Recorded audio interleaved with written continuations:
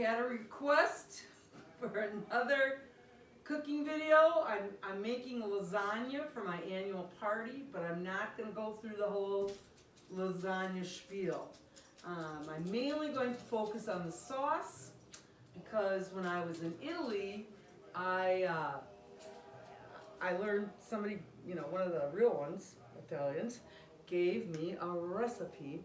So I'm going to just talk about that today pretty much. I think everybody makes their own lasagna. They want to make their own lasagna, whatever.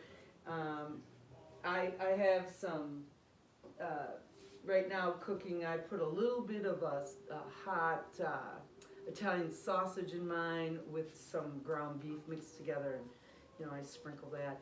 I also use fresh provolone. Instead of mozzarella, I find it has a little bit more flavor to it, and I'm going to have to stop the video because I forgot the ricotta cheese. Now I gotta go back to the store. I'll be back. Well, I'm back. Yeah, had to take a little trip. You cannot forget the ricotta cheese, and I don't mess around with the diet and the low skim because if you're going to eat lasagna, you eat it, go run around the block a couple times after or something if, you know what I'm saying, if you're worried about gaining weight. Now, normally with a sauce, like if I was making a pasta or something like that, I wouldn't use Hunt's. I would go to, I think Sendik's is the only place you can get it, is you got to get the DOP tomatoes. Yes, they're more expensive, but it makes for a better sauce. And there's like big chunks of tomato in there, which is why I'm not using it for my lasagna. I do not want big chunks of tomato. I mean, I suppose I could have pureed it. Okay, whatever. I don't know. I just didn't go to Sendik's, okay? So this will work for your lasagna because it's got so much other good stuff in it. It's got sausage in it. It's got hamburger in it. It's got cheese, all different kinds of cheeses. Like I use, like I said, provolone, a little bit of mozzarella. I'll put, just kind of sprinkle it around. And then, well, the sauce itself is just delicious. So anyway, let's move forward. So right now I'm making a 3-canner. And what I learned is you do not have to use a paste if you do it right, okay? And if you let your sauce cook and cook down for many, many hours, it's going to taste better. So let's turn this down a little bit. What I've done so far is I have this fabulous oil that my good friend Tracy Buckland gets me, and it's from Italy, and it has a wonderful taste, so it's great for dipping breads and that sort of thing. Anyway, Tracy, if you're watching, I need more, so get in touch. All right, and then the second thing I did was I put a little of the oil in there, and then I put garlic in there, and I let it just cook a little bit. You don't want to get it burnt, it'll turn bitter. And then immediately I throw in the sauces. I'm going to throw in a little bit of water. So I'm going to use this can.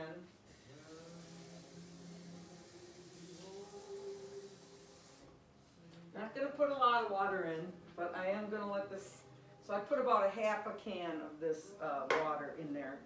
And then we'll let it, cook down. Now, the other thing I learned in Italy was they don't put oregano in their sauce, and I always did. So they just put basil in. Basil is big. Basil's big with their pizzas. It's big with everything. So, I'm sorry I don't measure anymore, but I just cover the top, in full with basil. Because that is like the #1 flavor, that and the garlic. And then the other secret that they do, and I'm sure many of you are aware of this, is sugar. Now the sugar gives a little bit of a sweetness to your sauce, not a lot, but a little bit, you don't want a lot. And it takes out the acidity in your sauce, and it turns it more of an orangey color than being a red color. So I'm gonna put some sugar in here now. A couple spoonfuls. I might as well use this to, and then mix it around and mix it around. And the last thing is, if you're gonna, one of the best things that you can do is put country ribs in here. You probably should, brown them. But then you cook your meat right in your sauce, and it adds a fabulous flavor. Now, because I'm using Italian sausage in the lasagna, normally what I might do is put in one Italian sausage in there just for the flavor of it. You know, if I'm not making meat, but you can put your meatballs in there. Like I said, those ribs, they're to die for. They just melt in your mouth in the sauce. So that's the thing you can do. Now, once you have your oil, your garlic, your 3 cans of tomato sauce, your basil, lots of basil in there, and your sugar. Last thing I like to do, or I was taught to do, is now I have a little red blend of wine here, and I'm just going to dump some wine in my sauce, also for some flavor. This is what they do in Italy, okay? So that's it for the sauce. You know, I'm going to be combining the lasagna. It'll be wonderful every year. Everybody just dies for it. So I've been doing it for about, 25 years or so. I'm not sure. But anyway, yeah. And then, I'll brown up the hamburger, and we won't forget the ricotta cheese, will we? No, we won't, because we had to make a second trip for that. You know what that's about? That's about turning 65 very soon. And yes, don't wish me a happy birthday. Wish me a happy Medicare, because I can't wait. All right, we'll talk to you soon. There's your cooking show, short and sweet. Try the sauce, it's delish. And one final point, always make your sauce at least a day in advance, sometimes 2. The more that sauce sits, and I'm gonna make the lasagna today, have it in the fridge. It's gonna go in tomorrow. I'll partially cook it today, but all that flavor, gets in there. So always make your sauce at least a day in advance. Okay, that's it. Okay, so I decided now that while the sauce is cooking and I've got some spare time, I am going to make fresh lasagna noodles for the lasagna too. So I use Caputo flour. It's from Napoli, and I order it especially online, and I use it for partially in my breads as well. But this makes a really good pasta recipe, and it's so simple. I mean, it requires very little. So let me just get my salt out here. It requires that you have 2 cups of flour. Now you could use all-purpose flour if you want. I don't know. I've never used it. I don't know what it tastes like. And then we're gonna guess about a tablespoon of salt, good salt, kosher salt. And then we're gonna put 3 eggs in. And this is where it gets a little messy. What you wanna do is you wanna create like a well, right, on your, on your butcher block or your table or wherever you're gonna do this. And you're gonna crack your 3 eggs and you're gonna put them in there, okay?